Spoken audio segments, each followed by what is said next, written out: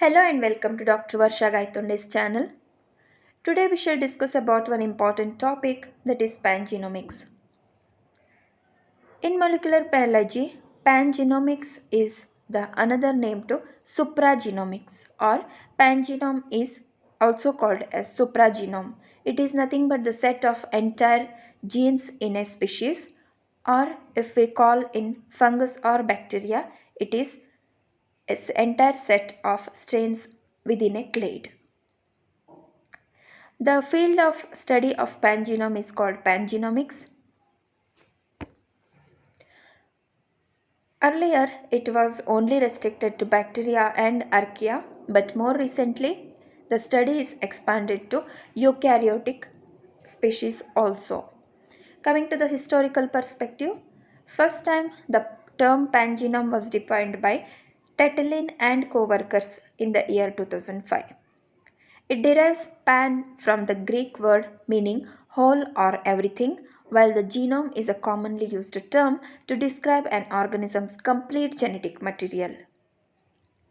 Tetelin and co-workers applied the term specifically to bacteria whose pangenome includes a core genome containing genes present in all the strains and a dispensable genome composed of genes absent from one or more strains and genes that are unique to each strain.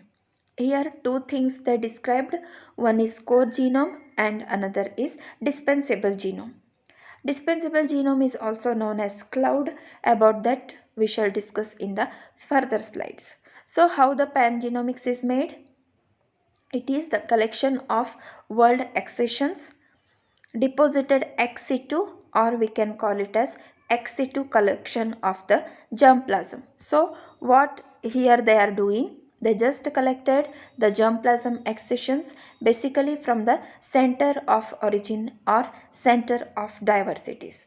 Here, before getting into the pangenomics, you should have clear cut idea about the basic terminologies like the center of origin, center of diversity, secondary hotspot, primary hotspot, and all those things, so that from those spaces or those place they'll collect all the accessions, they'll collect it ex situ, and then they'll go for the separation of core and variable number of genomes within a species. Next, how they'll proceed forward in another way, as I have already discussed about the collection of the core and variable number of variants. How they'll do? First, due to domestication, as you know, by the process of domestication, we'll lose many number of wild accessions. So for that, the domesticated species, wild genes, then secondary, tertiary gene pool species, everything they'll collect and they'll represent as catalogs, means they'll catalog the genetic variation in the second step. So here what they'll collect all the insertions, deletions, SNPs, inversions, duplications, chromosomal rearrangements, everything they'll take into account. That means they'll take the basic genome as well as the variants. In the third step, they'll go for genotyping the diverse ponds or diverse number of germplasms. Then they'll go for linking the genetic and phenotypic variation. That means the phenotypic variation existing at a particular space where they have dumped all the ex situ conservants, that they'll further go for GWAS studies, population genetics studies, then pan transcriptomics studies, pan epigenomic studies, then they will go for meta pangenomic studies. This is the whole set of study how at the higher level studies are conducted. If you are not thorough with any of the terminology, in the end of this presentation, I have clearly demarcated or given the set of terminologies or glossary. You may go through it. Okay, let us move further. Now, the supergenome. As you know, what is the another name of pangenome? That is supragenome. Don't get confused with supragenome and superpangenome. Let us see what is super pangenome. Pangenome provides genetic variation in the cultivated gene pool for a given species. That means the basic work of pangenome is giving the genomic variation. As the crop's gene pool comprising many species, especially wild relatives with diverse genetic stock, the accessions of all available species of a given genus for the development of more comprehensive and complete pangenome, which we refer as super pangenome. That means in the previous slide here I was talking about the secondary and tertiary gene pool also. Even we may go for quaternary gene pool where the unrelated accessions may also be present. But hardly it is possible because there will be gene compatibility or cross compatibility becomes a major question. But in case of super pangenome, what they'll do, they'll study at genus level. That means in pangenomics they collected all the accessions or genetic variants whatever present in a species, but at super pangenomics level they are studying at genus level. Means genus is a collection of many species. From many species they are again combining everything and keeping it one place in a genus. Means that is nothing but super pangenome. The super pangenome approach of developing pangenomes of different species for a given genus. Okay. Today, pangenome studies have largely focused on the use of different cultivated accessions of a crop. Such pangenomes do not present a sufficiently diverse germplasm as these cultivated accessions belong to one species, or hence these pangenomes could be considered sub-pangenomes of the genus. For a comprehensive pangenome, it is important that we move forward utilizing the genus level pangenomics. A different species in a genus are available for a given crop. Useful genes can be transferred from one species to another. That is the beauty of super pangenomics. Means we can transfer the genes from one species to another species very easily, so there won't be any barrier between them. Now, how the super pangenome is constructed. Here in the picture, you may find different accessions of a species. Okay, they collected these. Then the different species pangenes are available here. Species 1 pangenome, species 2 pangenome, 3 pangenome, 4 pangenome. So what they will do? They will construct a core genome. Core genome means all the common genes will come into this. Then dispensable genome means the genome which are variable. The exact definition I'll give you. Here different accessions of a species are commonly studied. Then the super pangenome is made by the maximum diversity of the genus. Okay. After super pangenomics, metapangenome will come. At the metapangenomic level, what they'll do, they'll go for the environmental accession characterization. As the definition says, the outcome of the analysis of pangenome in conjugation with the environment, where the abundance and prevalence of gene clusters and genomes are recovered through shotgun metagenomics. Combination of metagenomics with pangenomics, also referred as metapangenomics, reveals that population level results of habitat specific filtrating of the genomic gene pool. Here, metapangenomics has been applied to access diversity of a community, microbial niche adaptation, microbial evaluation, functional activities, and interaction networks of the community. This means here in the picture you can clearly see that in metapangenomics or metagenomics, what they'll do, they'll go for the scanning of all the available data, and they'll study how common or how diverse set or number of genes are present in case of metagenome. So here in metapangenome, in different environment, whatever the available variants are there already available, as well as whatever newly formed, everything they'll combine at one place and they'll study. Here you can see some species are in this picture, some species are in Venn diagram, they are sharing the common genes, but some species are not at all sharing. Like species 4 and 5, they are not sharing any of the common genes, but species 1 and 3, you may see they are sharing many number of genes. Like that, metapangenomics is studies.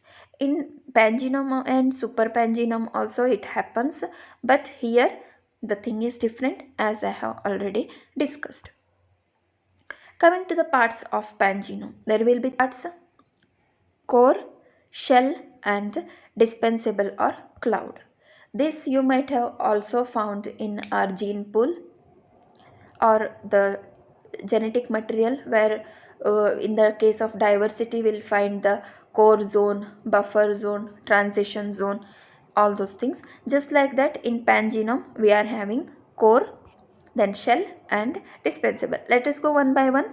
Core is a part of pangenome that is shared by every genome in the tested set. That means it is the commonest form, means all the genes which are common in all the set of species is represented as core. Core pangene is hardcore, those families or homologous genes that has at least one copy of the family shared by every genome. That means 100% of the genomes. And the soft core or extended core, those families distributed above a certain threshold of 90% may be the pangenome of Bacillus cereus and Streptococcus aureus, some of them isolated from the International Special Station.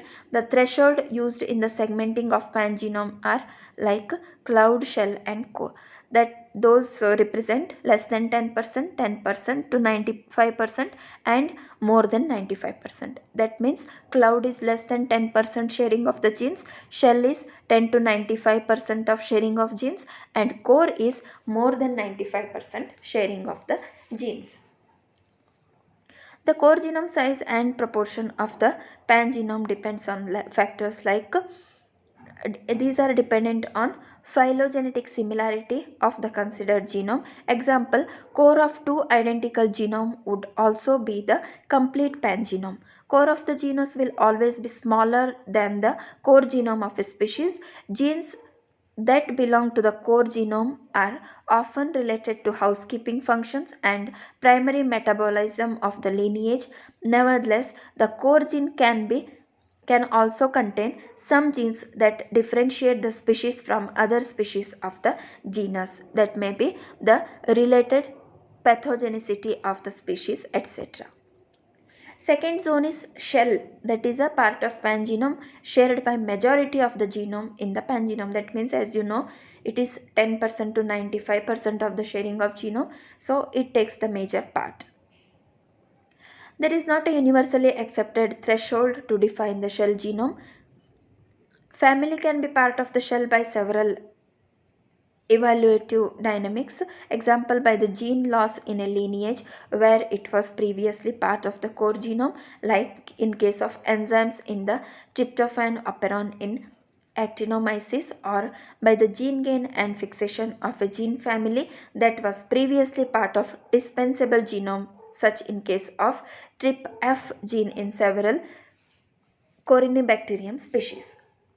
That means shell is always variable between core and dispensable or cloud.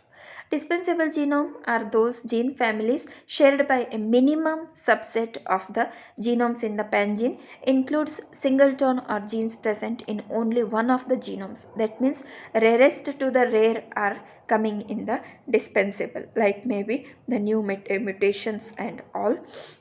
It's also known as cloud or the peripheral genome. Gene families in this category are often related to ecological adaptation. Means if there are migratory genes or related genes present in the mutagens and all, that is related to this dispensable part. Types of pangenome, there are two types, open pangenome and closed pangenome. Open pangenome occurs when in one taxonomic lineage keeps increasing the number of new gene families, and this increment does not seem to be asymptotic regardless how many new genomes are added to the pangenome. That means the new genes will be coming or going. Example in Escherichia coli, here this is having open pangenome. Any E. coli genome size is in the range of 4000 to 5000 genes, and the pangenome size estimated in this species with approximately 2000 genomes is composed by 89,000 different gene families. The pangenome of the domain bacteria is considered as open. Okay, so E. coli is one of the example. So how about closed pangenome? It occurs in a lineage when only few gene families are added. When new genomes are incorporated into the pangenome analysis, and the total amount of gene families in the pangenome seem to be asymptotic to the one number. It is believed that parasitism and species that are specialists in some ecological niche tend to have closed pangenomes. Example, Streptococcus lugdunensis is example of a commensal bacteria with closed pangenome. The species which are adapted to large area, those are having open pangenome, means gene migration will be always happening, and in case of closed pangenome, these are maybe the parasites or the commensal bacteria. Okay, this is the diagrammatic representation of open and closed pangenome. Closed pangenome is having like this kind of appearance, where core, your shell and the dispensable genes will be presented. Core will be more and dispensable will be less. Whereas in case of open pangenome, what you will find here, core will be small and dispensable will be large, whereas shell is also having limited scope. Large accessory genomes will be always present. So this is the diagram, or number of genomes will be always more in open, as you can see in this one, in this graph. Here in closed, the sequenced genomes are always less, and in open they are more.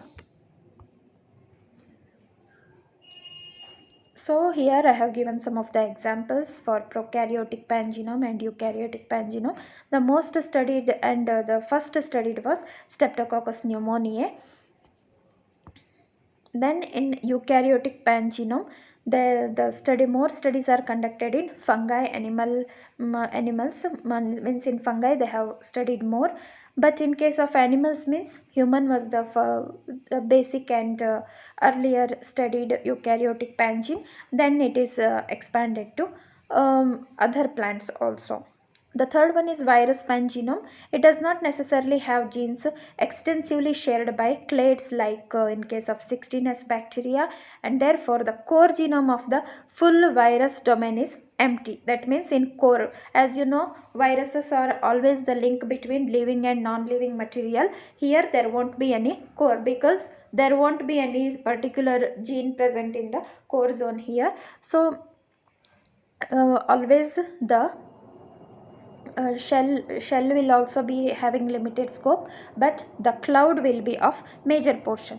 Core genome from 6 species of pandoviruses comprises 352 gene families, only 4.7% of the pangenome, resulting in an open pangenome. That means virus is having open pangenome. So if we talk about the bacteria, eukaryotes and virus, bacteria, Escherichia coli and some of the other bacteria are always having open kind of pangenome.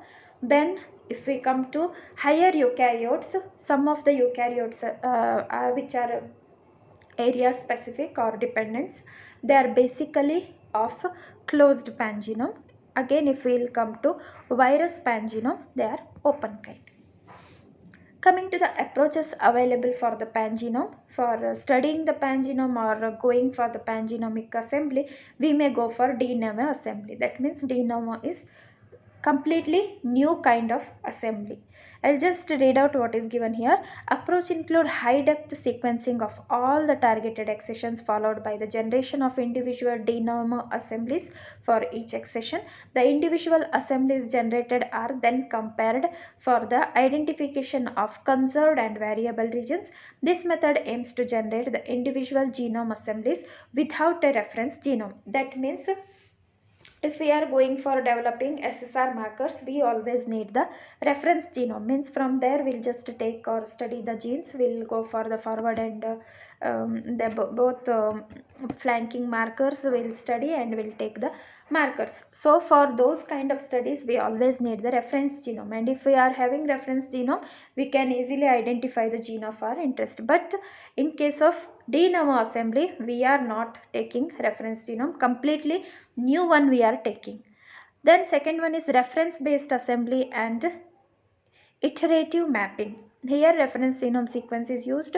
The sequencing reads are first mapped to the existing reference genome, and then unmapped reads are assembled using de novo assemblies after removal of the bacteria and other contaminants. This approach has been used to map resequencing data from accessions of various species. In reference based assembly and iterative mapping, here we are using reference genome based study as well as de novo assembly. The third kind is graph based approach. It is also a assembly K-mer. Many assemblers used graph based algorithms like de Bruijn and strain graphs to assemble the reads to represent a genome. Here many algorithms or softwares will be coming to study this higher level of pangenomic analysis. So here you will be getting the assemblers like pan, VC, then chick, aligner.